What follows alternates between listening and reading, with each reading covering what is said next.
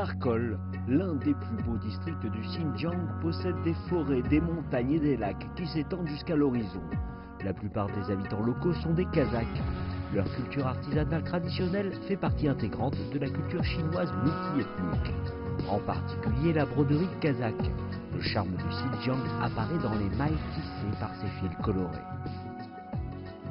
Les broderies kazakhes contiennent des symboles et des significations héritées d'antan. Malheureusement, certains d'entre eux ont été perdus. Ce qui en reste a été transmis de génération en génération sous sa forme originale jusqu'à aujourd'hui. Chaque toile brodée de fil transmet des messages. Pour les comprendre, vous devez non seulement saisir le sens de chaque élément, mais aussi les motifs dans leur ensemble. Dans ces motifs, l'on peut y voir des fleurs et des cornes de cerf des prairies. Cette toile raconte le mode de vie des nomades kazakhs.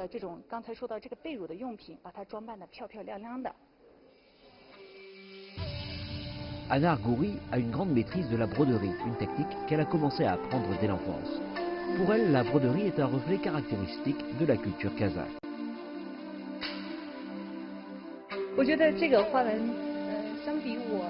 Du fait que les Kazakhs ont immigré d'un endroit à un autre depuis l'Antiquité, nos motifs sont plutôt simples, mais les couleurs sont plus lumineuses et variées. Les motifs slaves n'ont pas une couleur aussi vive, mais sont plus fins. C'est le cas pour la plupart des motifs tribaux sédentaires.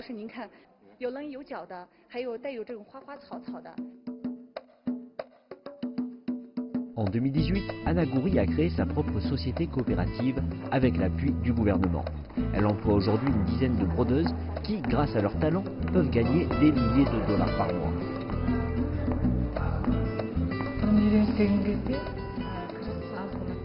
Avant, je brodais à la maison. Je gagnais peu et j'avais peu d'acheteurs, mais maintenant mes broderies se vendent très bien. Je veux apprendre à ma sœur cadette à broder. Il y a d'autres coopératives comme celle-ci implantée dans le Xinjiang et des dizaines de milliers de personnes travaillent dans ce secteur. À travers la vente en ligne, les œuvres des maîtres de la broderie du Xinjiang peuvent s'acheter partout en Chine. Bijoux, ornements et vêtements ont tous intégré des spécificités aussi bien traditionnelles que modernes. La demande est très élevée, mais le prix de l'artisanat est aussi relativement élevé. De même que la broderie kazakh, la broderie ouïghour est aussi très précieuse. Mais pour Kardel Rahman, la broderie a davantage de sens pour lui qu'une vie lucrative.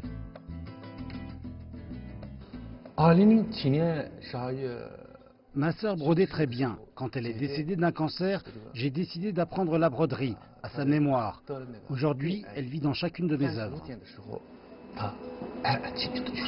Kardel incorpore de nouveaux éléments dans la broderie traditionnelle ouïghour, papillons, libellules et pans colorés. Ces œuvres peuvent être vues au Centre de protection du patrimoine culturel immatériel de Habi. La principale mission du centre est de protéger et d'élargir le patrimoine culturel du Xinjiang. Les 12 mukam ouïghours sont les chefs-d'œuvre de la culture médiévale du Xinjiang. Le gouvernement chinois accorde une attention particulière au développement et à la diffusion de cet art remarquable. Les 12 mukam de l'ethnie ouïghour sont un ensemble de plus de 20 heures composées de formules mélodiques, de poésie, de musique et de chant.